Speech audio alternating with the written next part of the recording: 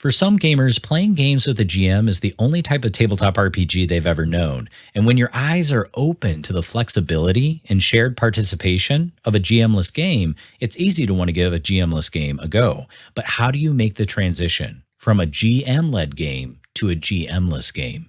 It's easier than you think. Welcome to Claim to Game. We help tabletop gamers have a great time with friends to experience amazing stories. It can be overwhelming to start and run great games. Let's make it easier for you to play any game you want to have fun with your friends. I'm Clint.Scheirer. I've helped thousands of students in my career find their way to better themselves and better their game. With more than 10 years experience in leadership, coaching, live performance, and public speaking, I know I can help you create immersive, low-stress games you'll never forget. It's time for you to make your claim to game.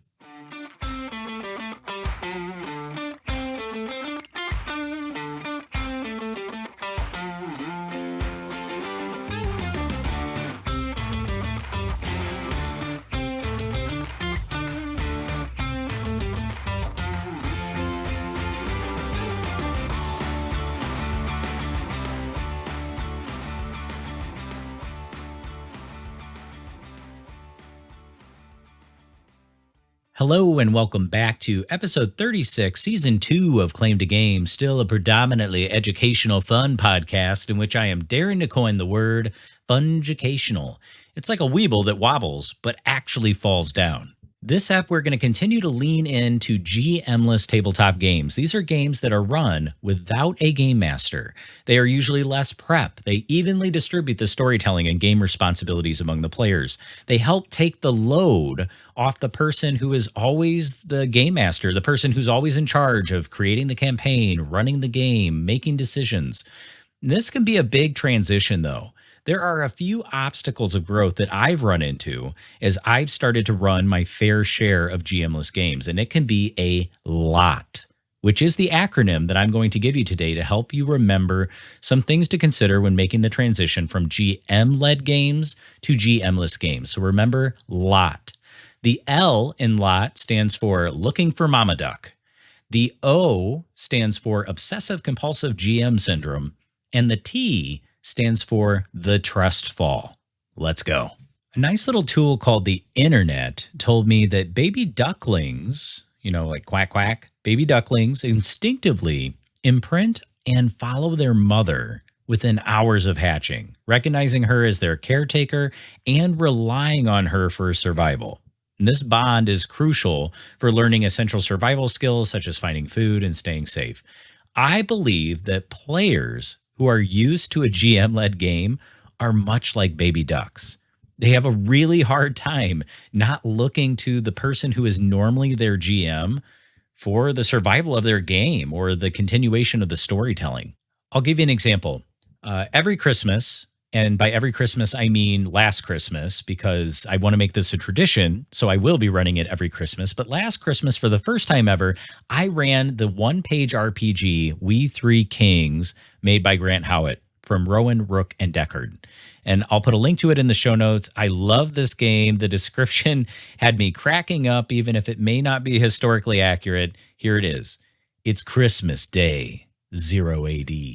You are a trio of kings from a land afar, a swordsman, a necromancer, and a sorcerer. You are going to defeat the wicked King Herod and his forces with two-fisted magic, jumping off buildings and kicking people into giant snakes. You are going to save baby Jesus, and by extension, save every Christmas ever. Okay, you got to play it after that, right? Well, I was playing with my buddies, and as we were going through the game, rolling dice, making the story, they kept looking to me and saying, was I successful? Did that work? What do I see? And I would look at them and say, well, I don't know. I'm not your GM. And it's because they were looking for Mama Duck. They were looking for me. And so one of the transitional points as maybe the forever GM or the person who normally runs the game is to look at the players when they do come to you and say, nope, it's time for you to spread your wings and fly. You tell me what's going on. You tell me what your character did. I'm not going to say anything. I'm only going to respond about my character. And what that does is it helps distribute the storytelling ability to everybody and it empowers everybody at the table to basically be a GM. And next we have O, obsessive compulsive GM syndrome. And you're not going to find this disorder in the DSM-5, the Diagnostic Statistical Manual of Mental Health Disorders. No, you're not going to find it there, but you will find it if you are usually the forever GM and you're sitting at the table and you are playing a GM-less game and you have the urge to take the reins and be the GM. I was playing Fiasco 2E, the game made by Jason Morningstar, fantastic game. In an attempt to teach the game to other people, I took on the role of facilitator. I basically was explaining the rules to keep the game going and flowing. And once the game started, I took a back seat and just told the story when it was my turn. Not a problem. It becomes a problem when I start interpreting the actions of other players when it's not determined by the game that it's my turn to do so. In Fiasco, a player gets to choose on their turn either to establish the scene at the beginning, like what's starting to happen, or they get to determine the outcome of the scene, and the players that aren't them, they get to establish the scene. So you get to choose to either begin or end the scene. Now, if I am to resist my obsessive compulsive GM syndrome, it's okay for me to remind the player that they have these two choices. If they're learning the game and they forget what they need to do when it's their turn, it's okay for me to remind them. It isn't okay if I start describing the scene in which their character is going to choose an action before they even establish their character's action.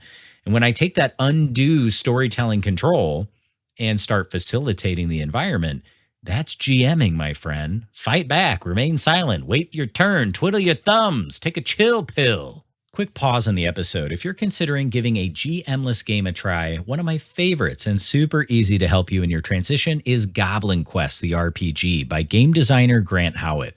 Simply put, you play as green, tiny little goblins trying to succeed in a perfectly hopeless quest in a Lord of the Ring-esque setting. In case you missed Season 1, I packed everything together and tied it with a nice little bow.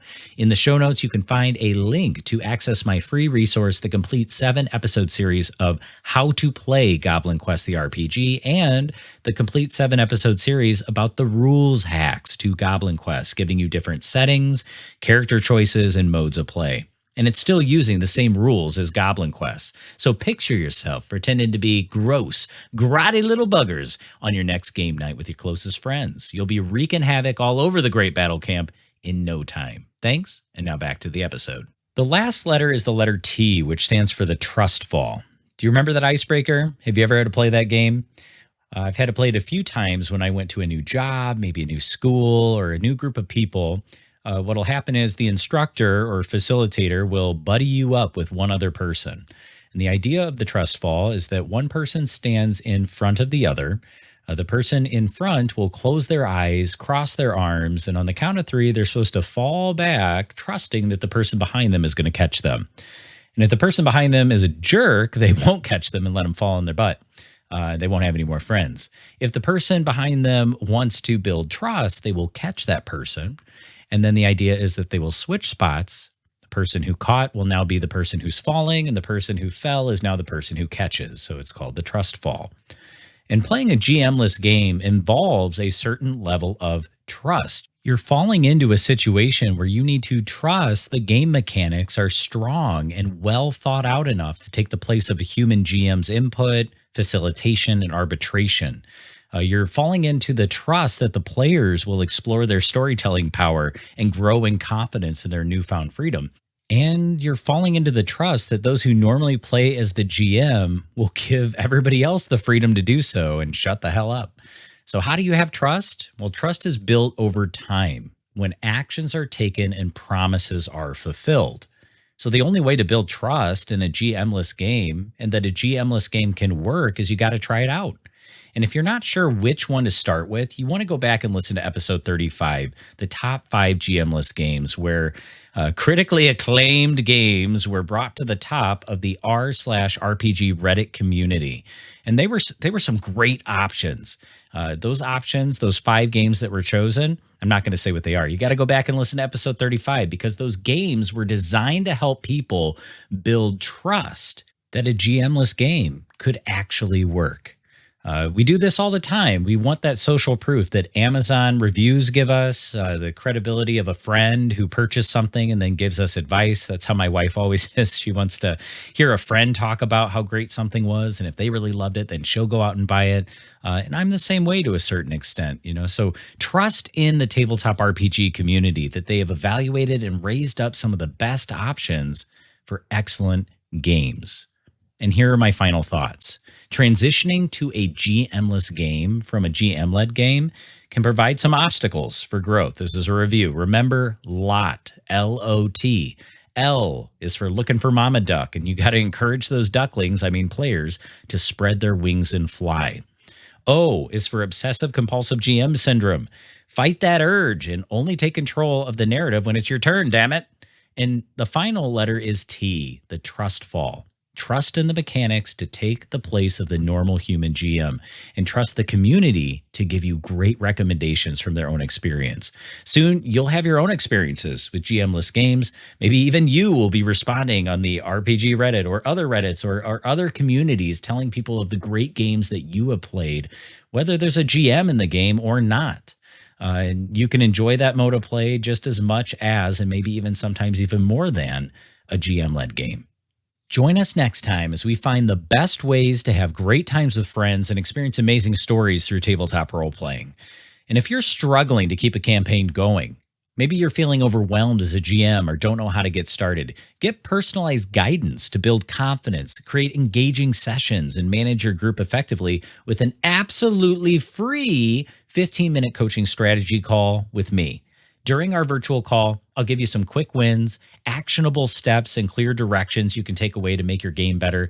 Click on the link in the show notes to schedule your free 15-minute coaching call today. We'll laugh, we'll cry, we'll make you the big, bad, evil guy dominating all the other GMs in your path in just 15 minutes. I can't wait to speak with you, and may you keep having fun as we continue to make our claim to game.